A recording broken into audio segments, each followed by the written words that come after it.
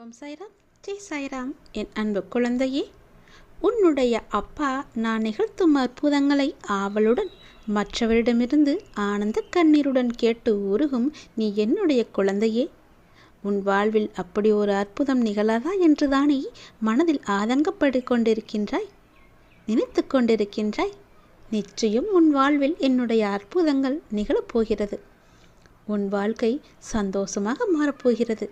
நான் உன்னை தேர்ந்தெடுத்தது நீ முன்பு செய்த புண்ணியத்தால். அதுபோன்று நீ என்னை வணங்க ஆரம்பித்து பல புண்ணியங்களையும் சேர்த்து கொண்டாய். அவைகள் உன்னுடைய வாழ்வில் துன்பமான நேரத்தில் உன்னை காப்பதற்கு மிகவுமே உதவும். உனக்குள்ளே என்னை தேடிக்கொண்டிருக்கின்றாய். இனி முழுதாக உனக்குள் காண முடியவில்லை என்று வருந்தி கொண்டிருக்கின்றாய். உன்னுடைய வாழ்க்கையில் இன்னும் சில கடமைகளை நீ சிறப்பாக செய்து முடிக்க வேண்டியிருக்கிறது. அதையும் நீ செய்து முடிப்பாய். அதற்கு பிறகு என்னுடைய தரிசனம் உனக்கு நிச்சயம் கிடைக்கும். என்னை காண வர முடியவில்லையே என்ற ஏக்கம் உனக்குள் அதிகமாகவே இருந்து கொண்டிருக்கின்றது. நான் தானே உன்னை தேர்ந்தெடுத்தேன். நீ என்னை காண வருவதற்கும் என்னுடைய அனுமதி தேவையல்லவா? நிச்சயம் அனுமதி தருவேன். கொஞ்சம் காலம் பொறுமை காத்துக்கொள். நானே உன்னை வர வைக்கின்றேன். உன்னுடைய வாழ்வை முன்னேறச் செய்கின்றேன். உன்னை பல நல்ல செயல்களிலெல்லாம் ஈடுபடுத்த செய்வேன். அதை நீ எந்த ஒரு அலுப்பும் பார்க்காமல் செய்ய வேண்டும். எந்த ஒரு அகம்பாவமும் இல்லாமல் நீ செய்ய வேண்டும். நல்ல செயல்களை நீ செய்ய செய்ய உன்னுடைய கர்ம வினை இன்னும் குறைந்து கொண்டே இருக்கும். அதை நீயும் பார்த்து கொண்டிருப்பாய். உன் கர்ம வினை குறைய குறையத்தான் நான் உன் அருகில் வந்து இருப்பது உனக்கு தெரிய வரும். தேவையற்ற வாதங்களை எல்லாம் நீ விட்டுவிடு. வீணாக உன் மனதை குழப்பிக்கொள்வதை மறந்துவிடு. எல்லாவற்றிற்கும் ஒரே பெயர், ஒரே சொல், என்னுடைய நாமம் மட்டும்தான். உன்னுடைய நல்ல ஆற்றலை எல்லாம் வீணாக்காமல் என்னுடைய நாமத்தை உச்சரித்து உன்னுடைய பல மடங்கு ஆற்றலை பெருக செய்து கொள். நல்லது நடக்கும்.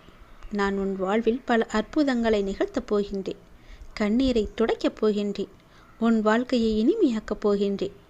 ஏனென்றால் உன் வாழ்வில் உள்ள இன்னல்களை எல்லாம் நான் போக்கப் போகின்றேன். நீ முயற்சி செய்வது எல்லாமே நிச்சயம் நடக்கும்.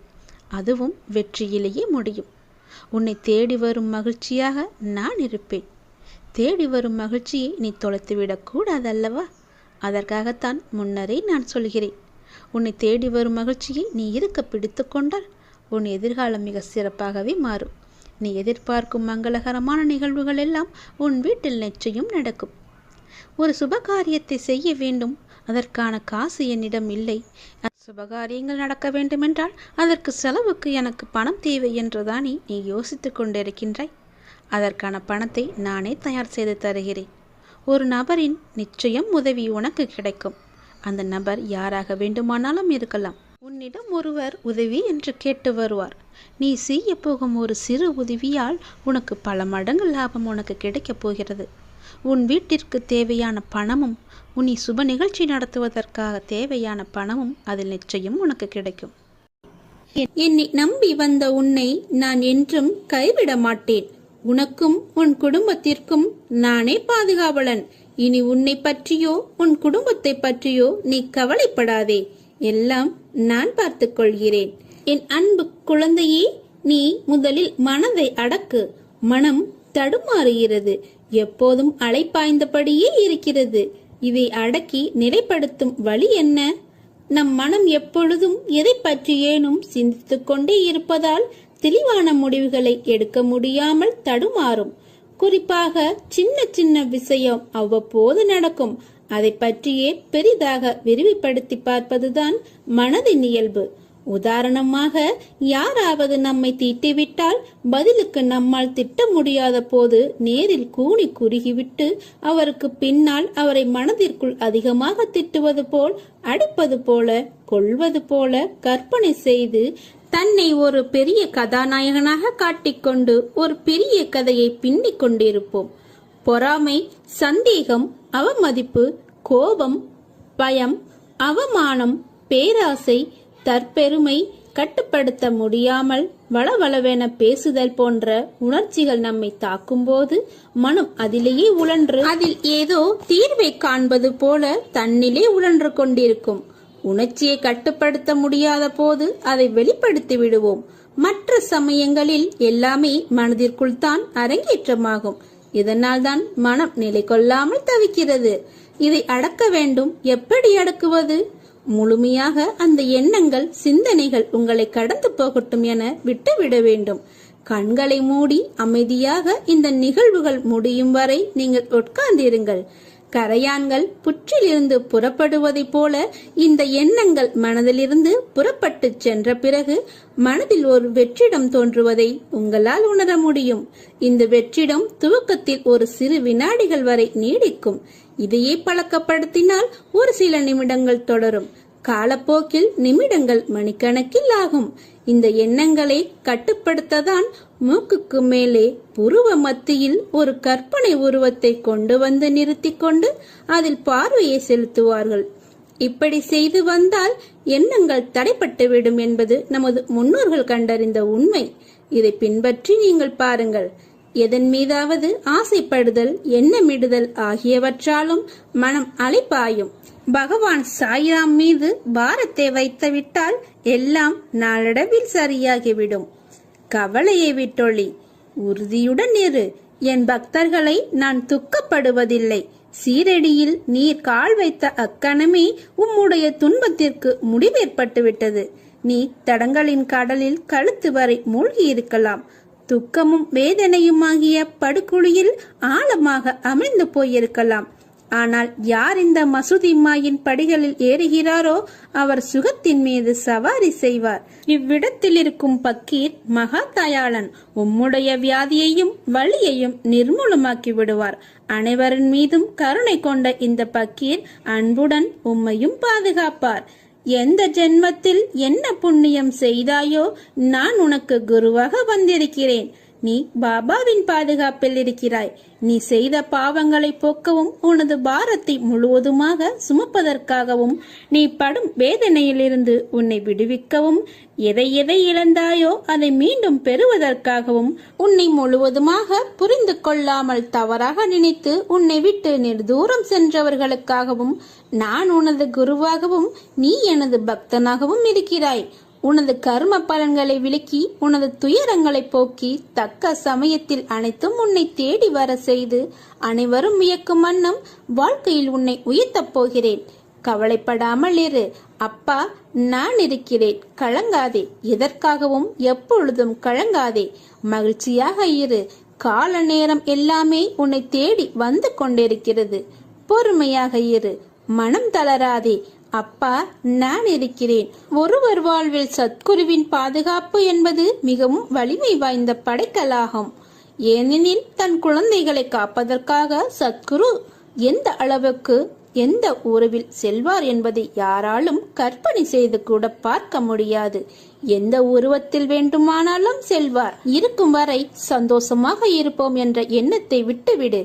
ஏனெனில் நடந்ததும் நடப்பதும் நடக்கப் போவதும் இறைவனின் கையில். எனவே தூய்மையான எண்ணம், தூய்மையான செயல்களுடன் இறைவனை சரணடை. இருப்பதை கொண்டு நிம்மதியாக வாழ பழகு. சதா காலமும் சாய்ராம் என்ற நாமத்தை உச்சரித்து அவன் நினைவில் வாழு. 1 மணி நேரம் ஓம் ஸ்ரீ சாய்பாபாவின் நாமம் சொன்னால் 1 மணி நேரம் நீங்கள் மௌன விரதம் இருப்பதாகிறது. 1 மணி நேரம் நீங்கள் பாபாவுக்கு சம்மதமாக வாழ்ந்தாகிறது. 1 மணி நேரம் ஹரிச்சந்திரன் போல் உண்மையை பேசியதாகிறது. 1 மணி நேரம் நீங்கள் உங்கள் மரணம் என்கிற பரீட்சைக்கு தயார் செய்கிறீர்கள் என்று ஆகிறது. 1 மணி நேரம் பூஜை செய்ததாகிறது. 1 மணி நேரம் உங்கள் பாவத்தை போக்கிக் கொள்ள பிரயாச்சித்தம் செய்ததாகிறது. 1 மணி நேரம் பாபாவை நோக்கி சில படிகள் முன்னேறியதாகிறது. 1 மணி நேரம் ஓதுவதாகிறது. 1 மணி நேரம் பெரியோர்கள் சொல் பேச்சு கேட்டதாகிறது.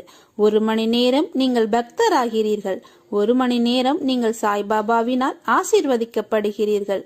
1 மணி நேரம் உங்கள் புலன்களை ஜெயித்தவர்களாகிறீர்கள். 1 மணி நேரம் தியானம் செய்தவராகிறீர்கள். 1 மணி நேரம் சமாதியில் உள்ளவர் ஆகிறீர்கள். 1 மணி நேரம் ஒழுக்கமானவராக ஆகிவிடுகிறீர்கள். 1 மணி நேரம் நேர்மறையாக இருக்கிறீர்கள். 1 மணி நேரம் உங்கள் வாழ்க்கையில் பொள்ளித்தனமான வாழ்க்கையில் இருந்து விடுதலை அடைகிறீர்கள். 1 மணி நேரம் பாபா உங்கள் கையை பிடித்து கொண்டு இருக்கிறார். 1 மணி நேரம் நீங்கள் பாதுகாக்கப்படுகிறீர்கள். 1 மணி நேரம் உங்களுக்கு தெரியாமல் உங்களை சாய்பாபா ரசித்துக் கொண்டிருக்கிறார். 1 மணி நேரம் மகான்கள் வாயில் வந்த நாமத்தை நாமும் சொல்வதால் அவர்களுடைய பிரசாதத்தை உண்டவர்கள் ஆகிறீர்கள். இந்த 1 மணி நேரத்தினால் பாபா நீங்கள் செய்த தவறுகளை மன்னித்து காக்குகிறார். 1 மணி நேரம் யாகம் செய்தவராகிறீர்கள். 1 மணி நேரம் பாபாவை நீங்கள் கடனாளி ஆக்குகிறீர்கள். 1 மணி நேரம் நீங்கள் கங்கையில் குளித்தவராகிறீர்கள். 1 மணி நேரம் யமுனையில் குளித்தவராகிறீர்கள். 1 மணி நேரம் காவிரியில் குளித்தவராகிறீர்கள். 1 மணி நேரம் சீரடி மண்ணில் உருண்டு பிறண்டவராகிறீர்கள். 1 மணி நேரம் கோடி கோடியான புண்ணியத்தை சம்பாதிக்கிறீர்கள். எல்லாவற்றிற்கும் மேல் நாமம் வேறு இல்லை, சாயும் வேறு இல்லை. அந்த 1 மணி நேரம் பாபாவே உங்கள் நாக்கில் எச்சில் பட்டு கட்டொண்டு இருக்கிறார். பாக்கியம் செய்திருந்தால் மட்டுமே பாபாவின் திருநாமத்தை நம்மால் சொல்ல முடியும். 1 மணி நேரம் பாபாவின் நாமத்தை சொன்னால் எல்லாம் நல்லதே நடக்கும். நீ வாழும் வாழ்க்கைக்கு ஒரு நல்ல அர்த்தம் உனக்கு கொடுக்க போகிறேன்.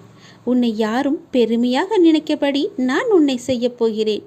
உன்னை விட்டு போனவர்களெல்லாம் மீண்டும் உன்னிடம் வந்து சேரப்போகிறார்கள். உன் நீண்ட நாள் காத்திருப்புக்கு ஒரு முடிவு கட்டப் போகிறேன். 1 நிமிடமாவது எனக்காக ஒதுக்கி இதை கேள். முடிவில் நீயே முகம் மலர்வாய். அன்பு குழந்தையே, நீ வாழும் வாழ்க்கைக்கு ஒரு நல்ல அர்த்தம் வேண்டாமா உனக்கு? உன்னை யாரும் பெருமையாக நினைக்க வேண்டாமா? உன்னை விட்டு போனவர்களெல்லாம் மீண்டும் உன்னிடம் வந்து சேர வேண்டாமா? ஏன் இப்படி இருக்கிறாய்?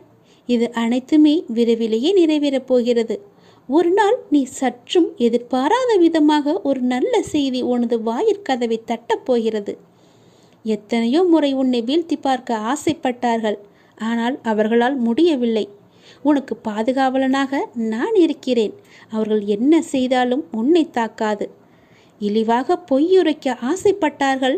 அதுவும் முடியவில்லை. உனக்கு ஆபத்து உண்டாக்க நினைத்தும் அதுவும் முடியவில்லை. இதற்கு எல்லாம் என்ன காரணம்? உன்னுடைய கர்ம பலன்கள்தான். நீ ஏற்கனவே செய்த புண்ணியம்தான். நான் உன்னுடனே இருப்பதை மறந்து இது போன்ற செயல்களில் ஈடுபட முயற்சி செய்கிறார்கள். எனது அனுமதியின்றி உன்னை தொட முடியுமா? முடியாது. உன்னை சுற்றி பாதுகாப்பு வளையமாக என்னுடைய அதிர்வாளிகள் உன்னை சுற்றி இருந்து கொண்டே இருக்கின்றன. நான் எல்லோரிடமும் நன்றாக தானே பழகி கொண்டிருக்கிறேன். யார்தான் எனக்கு இப்படி செய்வது என்ற மனக்குழப்பத்தில் இருக்கிறாய் அல்லவா? யார்தான் செய்வது என்ன காரணம் என்ற யோசனையில் இருக்கிறாய் அல்லவா? வேறு யாரும் இல்லை. உன்னை சுற்றி நல்லவர்களை தவிர மற்றவர்களுக்கும் இடம் கொடுத்திருக்கிறாய் நீ. இதை தவிர உனக்கு நம்பிக்கை வேறு இல்லை. எதிலுமே முதலில் உன்னை மாற்றிக்கொள்ள நீ பழகிக்கொள். எது நடந்தாலும் முதலில் உனக்கு உன் மீதே நம்பிக்கை வேண்டும். அது உன்னிடம் குறைவாக இருக்கிறது. பிறகு நடக்கப் போவதைக் கண்டு நீயே ஆச்சரியமாக பார்க்கப் போகிறாய். நான் உன்னை அழைக்கின்றேன். நீ என்னை நோக்கி வா, விரைந்து வா. நான் அழைத்தால் மட்டுமே உன்னால் வர முடியும். எப்போது உன்னுடைய காலடி இந்த சீரடி மண்ணில் படுகிறதோ அக்கணமே உனது கர்ம பலன்கள் அனைத்துமே விலகி உன் கஷ்டங்கள் அனைத்துமே உன்னை விட்டு ஓடி ஒளியும். நான் இருக்கிறேன், நீ கலங்காதே. நீ அழைத்தால் நானே வருவேன். இப்போது நான் உன்னை அழைக்கிறேன். நீ என்னை நோக்கி சீரடியில் என்னை பார்க்க சீரடிக்கே நீ வா. சீரடிக்கு வரும் வாய்ப்பை நான் உனக்கு கொடுத்து விட்டேன். உனக்கு நான் கொடுப்பதை எவராலுமே தடுக்க முடியாது. உனக்கானதை உரிய காலத்தில் கொண்டு வந்து உன்னிடமே சேர்ப்பேன். நீ என்னுடைய பிள்ளை. உனக்கானதை கொடுப்பதற்காகத்தான் சீரடிக்கு உன்னை வரவழைக்கப் போகிறேன். சீக்கிரம் வா. இன்று முதல் நீங்கள் எடுத்து வைக்கும் ஒவ்வொரு அடியும் வெற்றிப்படியே. நிச்சயம் நீ வெற்றி பெறுவாய். என் முழு ஆசையையும் பெறுவாய். இனி நீ பயப்படும்படி எதுவும் நடக்காது. தைரியமாக இரு. உன் கனவுகள் அனைத்தும் மெய்ப்படும். வெற்றி இலக்கு உனக்கு காத்து கொண்டிருக்கிறது. உன்னை தேற்றுவதற்காக 1000 முறை சமாதானம் கூறினேன். அதற்கு பிறகும் கூறுவேன். ஆனால் நீயோ உன் மனதில் சுமையை இறக்கி வைக்கிறாய். அதே சமயத்தில் சில மணி நேரத்தில் அதையே மீண்டும் சுமக்கிறாய். மறுபடியும் புலம்புகிறாய். எதற்கு நான் பார்த்து கொள்ள மாட்டேனா? உன் சாயப்பா மீது நம்பிக்கை இல்லையா? உனக்கான அனைத்தும் நான் சரி செய்து பார்த்து கவனித்து கொண்டு வருகிறேன். நீ என் மீது நிறைய அன்பு வைத்துள்ளாய் என்பது எனக்கு தெரியும். நீ ஜென்ம ஜென்மமாய் என்னுடைய உயிராய் இருக்கும் என் குழந்தை. உன்னை சரி செய்வது என்னுடைய பொறுப்பு. உன்னை ஒருபோதும் வேதனைப்படுத்த மாட்டேன். உனக்கு இன்று எந்நாள் வரை நண்பர்கள் காயப்படுத்தி இருப்பதை மட்டும்தானே நீ அறிவாய். ஆனால் உண்மையான நோக்கம் உன்னை காயப்படுத்துவதல்ல. அவர்கள் உன் அன்பை ஒரு பொருட்டாக கூட மதிக்கவில்லை என்று நான் சொல்கிறேன். உன்னை கேலி பொருளாக மற்றவர்களிடம் சிரித்து உன் அன்பை அலட்சியப்படுத்தியதின் வழி அதனோடு விட்டார்களா? நீ உரிமையாய் கோபம் கொண்டதை மற்றவர்களிடம் உன்னை அவர்கள் சித்தரித்து சொன்ன விதத்தால் அவர்கள் முன் நீ கோபம் கொண்டவர்களாக தெரிய வைத்து உன் பெயரையே கெடுத்தார்கள். பொது நண்பர்கள் அறிமுகம் கிடைத்ததனால் உன்னை அலட்சியம் செய்து பேச வைத்தார்கள். எதற்கு இது என்று அமைதியாக இருந்தாலும் உன்னை விடாமல் வந்து காயப்படுத்தி பதம் பார்க்கிறார்கள். அவர்கள் நம்பிக்கைக்கு உரியவர்கள் அல்ல என்பதற்காகத்தான் உனக்கு சில விஷயங்களை புரிய வைத்து அவர்களிடமிருந்து உன்னை நான் விலக்கினேன். இனிமேல் எல்லாம் நல்ல நேரம்தான். உனக்கு அவர்களிடம் இப்படி பேசாமல் இருக்கிறோமே, இது சரியா என்றுதானே யோசிக்கிறாய்? இது முழுவதும் சரிதான். உனக்கு இந்த அமைதிதான் நிம்மதி தரக்கூடியது. நீ போகும் பாதையை நான் தான் வழிகாட்டுகிறேன். அதனால் இது சரியா தவறா என்று ஒருபோதும் நீ யோசிக்காதே. நான் துணை நின்று உன்னை பாதுகாப்பேன். என் உயிரான குழந்தையே, வாழ்வில் உனக்கானது ஒன்று உன்னிடம் வந்து சேரும் காலம் வந்துவிட்டது. நீ எதிர்பார்த்ததை விட ஒரு நல்ல வாழ்க்கை உன்னை வந்தடையும். என்னை மீறி உன்னிடம் எதுவும் நெருங்காது. வாடின பூக்களா இருந்தாலும் உன் தந்தையான நான் உன்னிடம் அதை மலர்ந்த புத்துணர்வுடன் என் ஆசீர்வாதங்களுடன் உன்னிடம் தருவேன். உன் அத்தனை காயங்களுக்கும் மருந்தாய் எனது அருள் உன் மனதில் நிரம்ப பண்ணுவேன். நீ வைரக்கல். உன்னை வடிவம் கொண்டு வெளிச்சத்தின் பேரொளி போல் வீசவி நான் உனக்கு இவற்றையெல்லாம் நிகழ்த்துகிறேன். நீ உன்னில் பார்க்கும் அனைத்துமாய் அகிலத்தின் ரூபமாய் நான் என்றும் இருப்பேன். உன் சாயப்பாவின் வார்த்தை உனக்கான இரத்த ஓட்டத்தைப் போல என் நாவிலிருந்து தோன்றப் போகிறது. நீ என்று என்னை சாயப்பா என்று அழைத்து உன்னிடத்தில் நான் என்ற சொல்லுக்கு எல்லாம் சாய்தேவா என்ற அர்த்தத்தை கண்டாயோ, அன்று முதல் நீ என் உயிரான பொறுப்பு. நீ என் பிள்ளை. நீ என்னிடம் நீ அடம்பிடிக்கலாம், கோபப்படலாம், சண்டையிடலாம், எது வேண்டுமானாலும் செய்யலாம். முழு பொறுப்பையும் உரிமையும் நான் உன்னிடம் தந்திருக்கிறேன். திசை தெரியாமல் அலைந்து திரிந்து கொண்டு இருந்த உன்னை இன்று எனது நேரடி பார்வையில் வைத்திருக்கிறேன். தன்னம்பிக்கையோடு இரு. எதிர்பார்த்தது கிடைக்கவில்லை என்றால் எதிர்த்து போராடு. பயந்து ஒளியாதே. எதற்காகவும் பயப்பட வேண்டிய அவசியமில்லை. ஆசை, இன்பம், துன்பம், துயரம் இதற்கு முடிவே இல்லை. இதையெல்லாம் தாண்டி வந்தால்தான் நீ தேடி வந்த அற்புதமான சுகங்கள் உனக்கு கிடைக்கும். அன்று என்னை முழுவதுமாக நீ புரிந்து கொள்வாய். விரும்பிய வாழ்க்கையை நீ புரிந்து கொண்டு பிறகு ஏற்றுக்கொண்டு அனைத்தையும் சகித்து கொண்டு கடந்து வந்து விட்டாய். இனி கவலை எதற்காக? எதற்காக இந்த பயம்? நான் இருக்கிறேன். எவ்வளவு வேதனை, எவ்வளவு துயரங்கள், இதிலிருந்து நீ மீண்டு வந்திருக்கிறாய். உன்னை நான் கைவிடுவேனா? இனி நடக்கப் போவதை பார்த்து வியக்கப் போகிறாய். தைரியமாக இரு.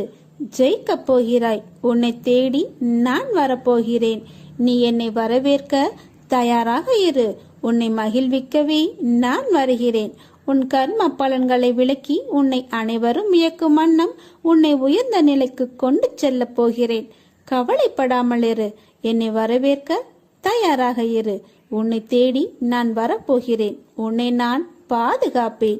அதுவரை பொறுமையாக நம்பிக்கையோடு இரு. நம்பிக்கைத்தான் வாழ்க்கை. நல்லதே நடக்கும். ஓம் சாய்ராம். நீ என்னிடம் மிகவுமே ஆசைப்பட்டு விரும்பி கேட்ட ஒன்று சென்ற வருடம் இன்று வரை கிடைக்காமல் காலதாமதமாகிவிட்டதே என்று மிகவுமே கவலைப்பட்டு கொண்டிருக்கின்றையல்லவா? அது கிடைக்குமா கிடைக்காதா என்ற ஒரு இயக்கத்திலேயே நீ இருந்து கொண்டிருக்கின்றையல்லவா? நிச்சயம் அது கிடைக்கும். அதற்கான காலங்கள், நேரங்கள், சூழ்நிலைகள், உனக்கான நல்ல காலம் என எல்லாமே கூடி வந்துவிட்டது. இந்த ஆண்டின் இறுதிக்குள் நிச்சயம் அது கிடைக்கும் உனக்கு. உன் மனதில் ஒரு கேள்வியுடன் என்னை வந்து பார்த்து கொண்டிருக்கிறாய் அல்லவா? உன்னுடைய கேள்விக்கெல்லாம் விடை காணத்தான், விடை சொல்லத்தான் நான் வந்திருக்கின்றேன். நிச்சயம் நடக்கும். இந்த வருடம் முடிவதற்குள் நீ கேட்டது உன் கையில் கிடைக்கும். அது சம்பந்தமான நல்ல செய்திகள் உன்னை வந்து நிச்சயம் சேரும். அது உனக்கு நடக்கும் என்பதற்கு நான் உனக்கு சத்தியம் செய்து தருகிறேன். யார் மீது சத்தியம் செய்ய வேண்டும் என்று சொல், நான் செய்து தருகிறேன். நீ ஜெயிக்கப் போகின்றாய். அது தெரியாமல் நீ கவலைப்பட்டு கொண்டிருக்கின்றாய். நீ நம்பிக்கையோடு இருக்க வேண்டும். எல்லாவற்றிலுமே நான் இருக்கிறேன் என்ற நம்பிக்கை உனக்கு இருந்தால் போதும். இந்த வருடம் முடிவதற்குள் நீ கேட்டது எல்லாமே நடக்கும். தொட்டது எல்லாமே துளங்கும். உன் இல்லத்தில் பணமானது நிரம்பி வழியும். அனைவருக்கும் எடுத்துக்காட்டாய் நீ வாழ்வாங்க வாழப்போகிறாய். உன்னை உயர்த்தும் காலம் வெகு தூரம் இல்லை. உன்னை நல்ல நிலைக்கு நிச்சயம் உயர்த்தி காமிப்பேன். உன்னுடைய எண்ணங்களும் செயல்களும் உனக்கு நிச்சயம் நன்மையே அளிக்கும். உன்னுடைய வாழ்க்கையில் லட்சங்கள் தேவை என்று உன்னுடைய லட்சியத்தை நோக்கி நீ போய்கொண்டிருக்கின்றாய் அல்லவா? நிச்சயம் உன் லட்சியம் லட்சத்திலேயே முடியும். கவலைப்படாதே. உன் இல்லத்தில் பண தேவைகள் எல்லாம் நிவர்த்தியாகும். ஒரு விஷயத்தை நீ எந்த கண்ணோட்டத்தில் காண்கின்றாயோ மற்றவர்களும் அதே கண்ணோட்டத்தில்தான் காண்பார்கள் என்று கிடையாது. அவர்கள் உன் மீது பொறாமை எண்ணத்தில் இருக்கின்றார்கள். நீ வளர்வது அவர்களுக்கு பிடிக்கவில்லை. நீ வளர்ந்து கொண்டே செல்வது அவர்கள் இறங்கிக் கொண்டே இருப்பது போல கவனித்து கொண்டிருக்கின்றார்கள். நீ எது செய்தாலும் அவர்கள் உன்னையே பார்த்து கொண்டிருக்கின்றார்கள். சிறு விஷயத்திலிருந்து பெரிய விஷயம் வரை உன்னையே அவர்கள் போட்டியாக பார்க்கின்றார்கள்.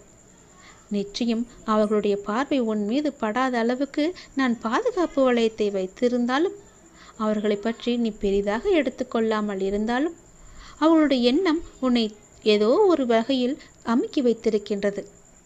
அதனால் தான் சொல்கிறேன், தினமும் உன் வீட்டில் விளக்கேற்றி என்னுடைய நாமத்தை ஜபித்து என்னை நீ கூப்பிடு. உன் வீட்டில் எப்பொழுதுமே சாம்பிராணியின் வாசம் இருந்து கொண்டே இருக்கட்டும். அந்த எதிர்மறை பொறாமை எண்ணங்கள் எல்லாமே அழிந்துவிடும். உன் வாழ்க்கையில் நேர்மறை வந்து மகிழ்ச்சி பூத்து குழங்கும். மெல்ல மெல்ல உனது துன்பங்கள் எல்லாமே முடிவுக்கு வரும். உனக்கு கஷ்டத்திலிருந்தும் நோயிலிருந்தும் விடுதலை கிடைக்கும்படி நான் செய்வேன். உன்னுடைய கடன் பிரச்சனை எல்லாமே தீரப்போகிறது. நீ எதிர்பார்த்தபடியே உனக்கு பண வரவு இறக்கப் போகிறது. நீ வேண்டியபடியே, நீ கேட்டபடியே அந்த பணத்தை நான் உனக்கு தரப்போகிறேன். நீ இப்போது பணம் இல்லாமல் தவித்து கொண்டிருக்கிறாய். உன் பண பிரச்சனையை தீர்ப்பதற்காகத்தான் நான் ஒருவரை அனுப்பியிருக்கிறேன். அவர் மூலம்தான் உனக்கு பணம் கிடைக்கப் போகிறது. யாரென்று அடையாளம் அறிந்து கொள், தெரிந்து கொள். வருவது நானாக கூட இருக்கலாம். இன்றைய காலகட்டத்தில், இந்த நிலையில், இன்றைய சூழலில் உனக்கு பணம் பெரிய ஒரு கஷ்டமாகவே இருக்கிறது. அந்த பண பிரச்சனை எல்லாமே தீரும் வகையில் நான் உனக்கு ஒரு வழியை ஏற்படுத்தியிருக்கிறேன். அந்த வழி சிறப்பானதாக இருக்கும். அதிலிருந்தே உன்னுடைய பண கஷ்டங்கள் எல்லாமே தீர்ந்துவிடும். அதிலிருந்துதான் உனக்கு நிரந்தர வருமானமும் கிடைக்கும். நீ கவலைப்படாதே. உன் பண பிரச்சனையை தீர்ப்பது என்னுடைய பொறுப்பு. நான் இன்றுதான் ஒருவரிடம் பணம் கொடுத்து அனுப்பியிருக்கிறேன். விரைவில் அவர் உன்னை தேடி வருவார். யாரென்று அறிந்து கொண்டு அந்த பணத்தை நீ வாங்கிக்கொள். நீயாக சென்றாலும் சரி, இல்லை அவராகவே வந்தாலும் சரி, கொடுப்பது நான் தான். உன் பண பிரச்சனை அதிலிருந்துதான் தீரப்போகிறது. நீ எப்போது அந்த பணத்தை வாங்குகிறாயோ அன்று முதலே என்னுடைய ஆசீர்வாதம் மூலம் உனக்கு பணம் கிடைத்து கொண்டே இருக்கும். உன்னுடைய கர்மாக்கள் எல்லாமே நீங்க பெற்று உன்னுடைய கடன் பிரச்சனைகள் எல்லாமே தீர்ந்து பணமழையில் நீ நனையப் போகிறாய். உன்னுடைய கடன் பிரச்சனை, தீராத கஷ்டம் எல்லாமே நிவர்த்தியாய்விடும். கடன் நிற்கிறதே என்று கவலைப்படாதே. இனி உன் வாயிலிருந்து பணம் இல்லை என்ற சொல்லும் வரக்கூடாது. ஏனென்றால் பண பிரச்சனையை தீர்க்கத்தான் நான் ஒருவரை அனுப்பியிருக்கிறேன். நானும் வருவேன். எதிர்பார்த்து காத்திரு. நீ என்னை நோக்கி வர வேண்டும் என்றால் நீ நான் சொல்வதைப் போல செய்துவிடு. உனக்கு எல்லாமே நல்லதாகவே நடக்கும். உன்னுடைய தொழில், நீ இப்போது பார்த்து கொண்டிருக்கும் வேலை உனக்கு சிறப்பானதாக மாறி பல மடங்கு உத்தியோகத்தில் பதவி உயர்வு பெற்று கூடுதல் வருமானமும் கிடைக்கும்படி செய்கிறேன். செய்து கொண்டேன், செய்தும் விட்டேன். அது விரைவிலேயே உன் கையில் கிடைக்கும். நான் சொன்னது போலவே அந்த தை மாதத்திற்குள்ளே உனக்கு கிடைத்துவிடும். தை 1ஆம் தேதிக்குள் அதற்கான நல்ல செய்தியும் உன் காதுகளில் விழும். உன் பணப்பிரச்சனை முற்றிலுமாக நீங்கிவிடும். எனக்கு பண கஷ்டம் இருக்கிறது என்ற வார்த்தையை இனி உன் வாயில் இருந்து வராது. உனக்கு நல்லதாகவே நடக்கும். நல்லது மட்டுமே நடக்கும் உன் அப்பாவின் துணையோடு.